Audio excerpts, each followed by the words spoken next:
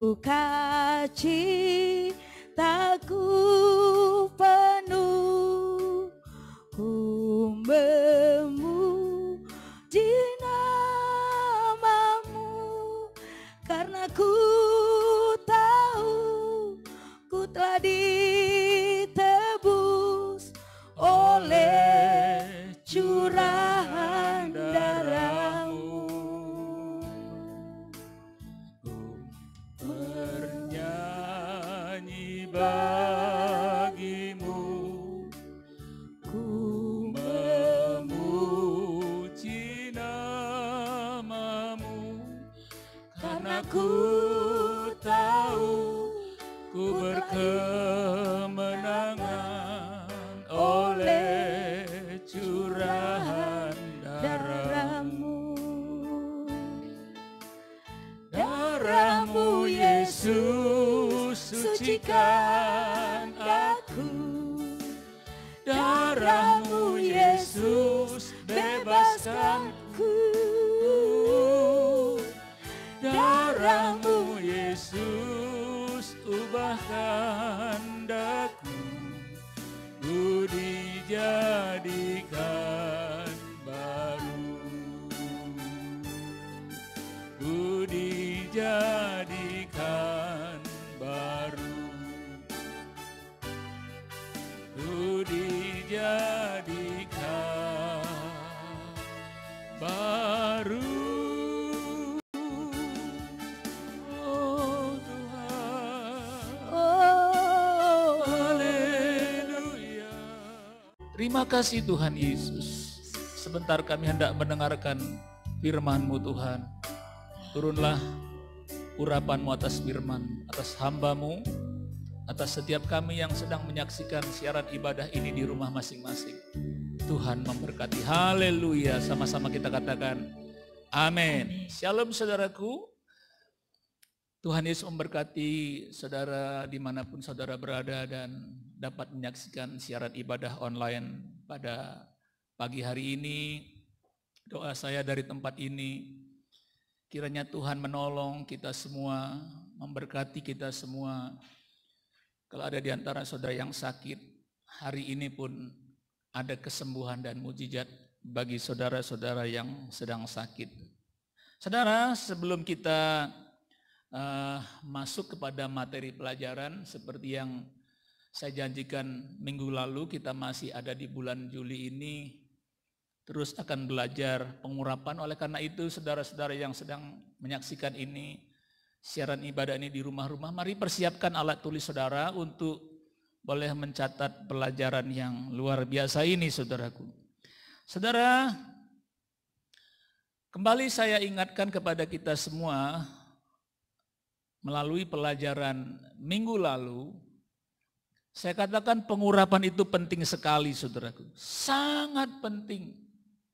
Di perjanjian lama kita melihat bagaimana raja, imam, dan nabi, mereka adalah orang-orang yang dikhususkan Tuhan untuk melayani, katakanlah, baik kemah suci, bait suci ketika sudah di Yerusalem, maupun pekerjaan sebagai pemimpin, sebagai raja. Mereka itu sebelum memulai tugas-tugas keimaman atau kerajaan, mereka terlebih dahulu diurapi, saudaraku.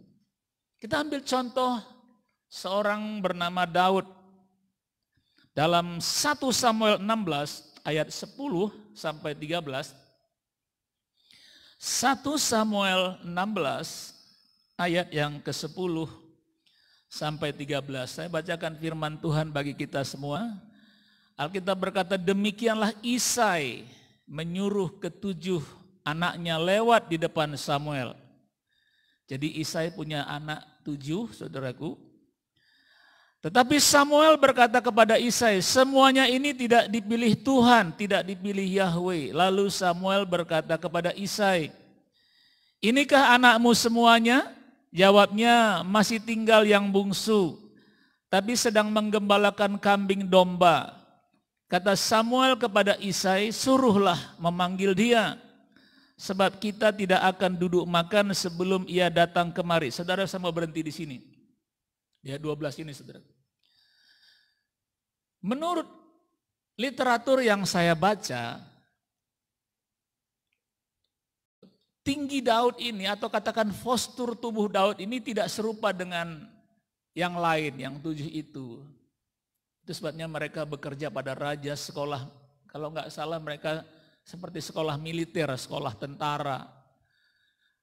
Daud ini posturnya tidak ideal barangkali ya, sehingga dia disuruh menggembalakan domba, saudaraku.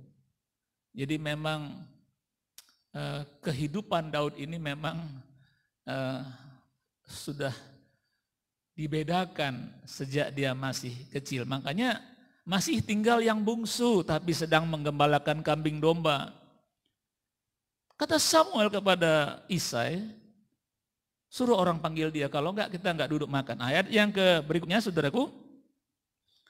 Kemudian disuruhnya lah menjemput Daud, dia di situ. Ia kemerah-merahan, matanya indah dan parasnya elok.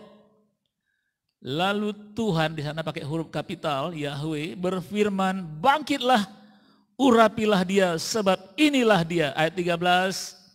Samuel mengambil tabung tanduk yang berisi minyak itu dan mengurapi Daud di tengah-tengah saudara-saudaranya. Sejak hari itu dan seterusnya berkuasalah roh Tuhan, ya, roh kudus sama saja roh Allah atas Daud. Lalu berangkatlah Samuel menuju Rama. Saudara, perhatikan, Samuel mengambil tabung tanduk yang berisi minyak, saudaraku, dan mengurapi dia. Apa yang terjadi setelah Daud diurapi, saudaraku, berkuasalah roh Tuhan atas Daud. Ini sebabnya mengapa saya katakan pengurapan itu penting, saudaraku. Karena pengurapan itu membuat Roh Kudus berkuasa atas hidup seseorang. Nah, itulah sebabnya lewat pelajaran hari ini, rindukan Roh Kudus. Rindukan Tuhan sebetulnya, saudara.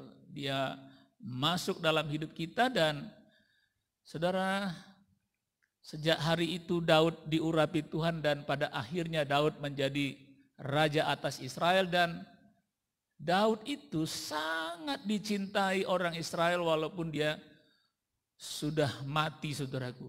Karena Daud inilah yang menghapus seluruh marga, saudaraku. Seluruh suku-suku itu maksud saya.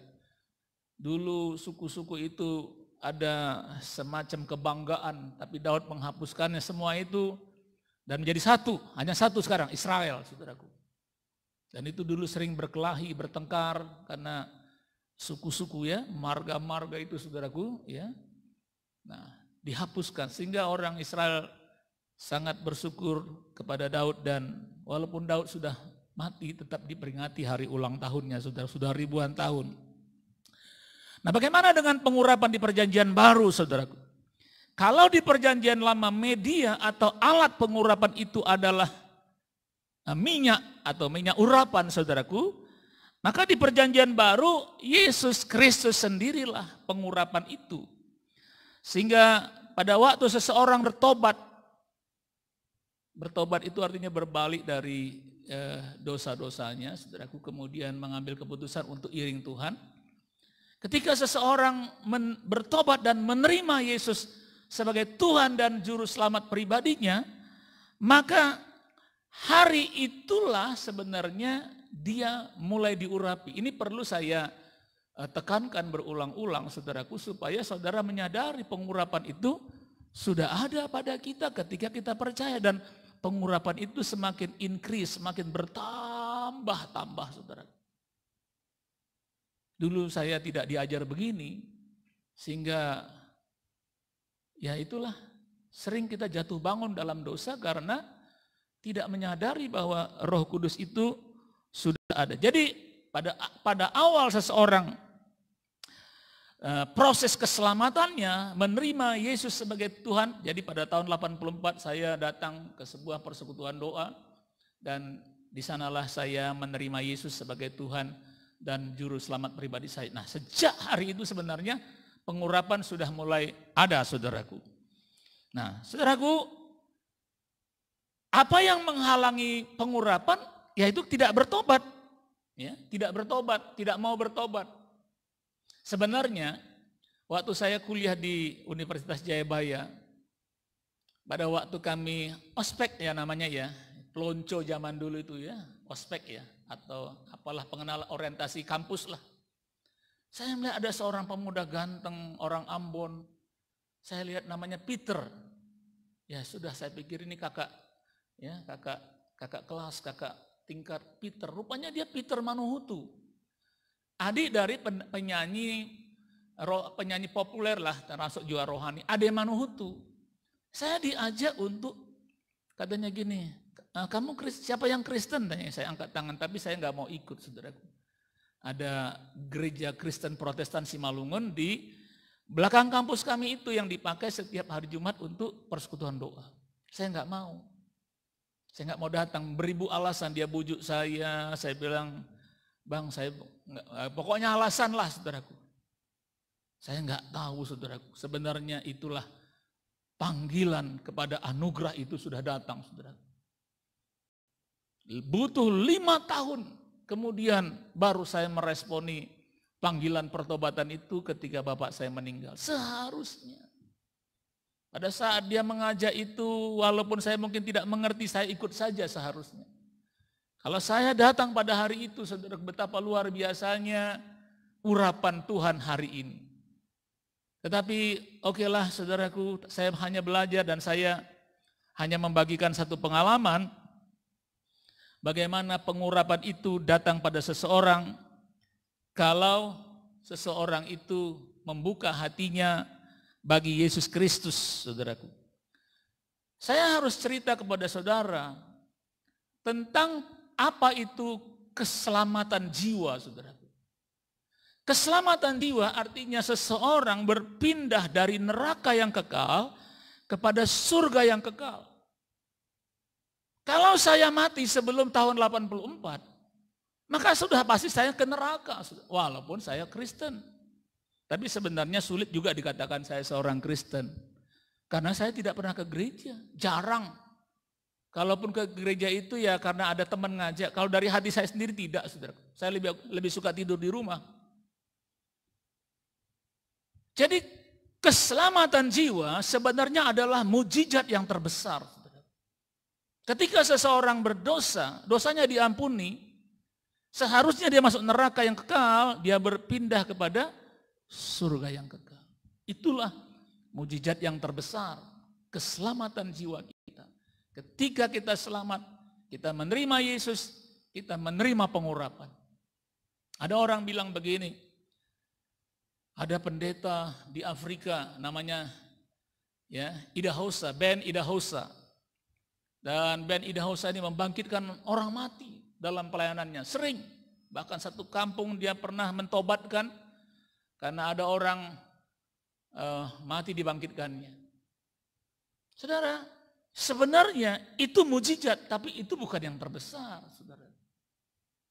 Itu mujizat, saya akui kalau orang mati, bangkit, orang buta melihat, orang tuli mendengar, orang lumpuh berjalan, orang yang kakinya buntung tiba-tiba ada kaki baru, itu mujizat, tapi itu bukan mujizat yang terbesar.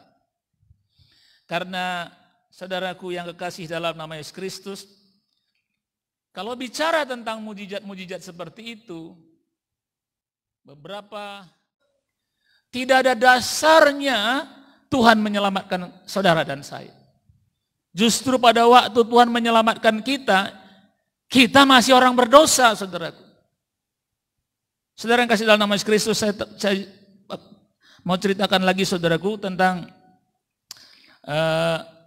Roma pasal 4 ayat 4 sampai 8. Ini bicara anugerah juga, saudara. Roma pasal 4 ayat 4 sampai 8. Kalau ada orang yang bekerja, upahnya tidak diperhitungkan sebagai hadiah, tapi sebagai haknya. Iya dong, dia bekerja. Anggap jam 7 atau jam 8, 7 jam atau 8 jam bekerja, itu diatur oleh undang-undang perburuhan, saudaraku. Dan itu bukan hadiah dari bos di mana dia bekerja. Itu hak dia dan dia bisa menuntut gajinya. Ayat berikutnya dikatakan, saudaraku, tetapi kalau ada orang yang tidak bekerja, nganggur-nganggur, namun percaya kepada dia yang memberikan membenarkan orang durhaka, ada orang gak ke gereja, yang nganggur, ini kan tidak bekerja, berbuat dosa. Tapi satu hari dia percaya kepada Yesus yang membenarkan orang durhaka. Imannya yang diperhitungkan menjadi kebenaran. Ayat berikutnya dikatakan, saudaraku, seperti juga Daud menyebut, berbahagia orang yang dibenarkan Allah bukan berdasarkan perbuatannya. Ayat 7, berbahagialah orang yang diampuni pelanggaran-pelanggarannya dan yang ditutupi dosa-dosanya. Jadi bukan karena orang itu, tetapi karena ditutupi sama Tuhan kesalahannya. Ayat 8 saudara dikatakan, saudaraku, berbahagialah manusia yang kesalahannya tidak diperhitungkan Tuhan kepadanya. Itulah sebabnya saudaraku, kita harus mengerti apa itu anugerah, karena anugerah itu datangnya luar biasa.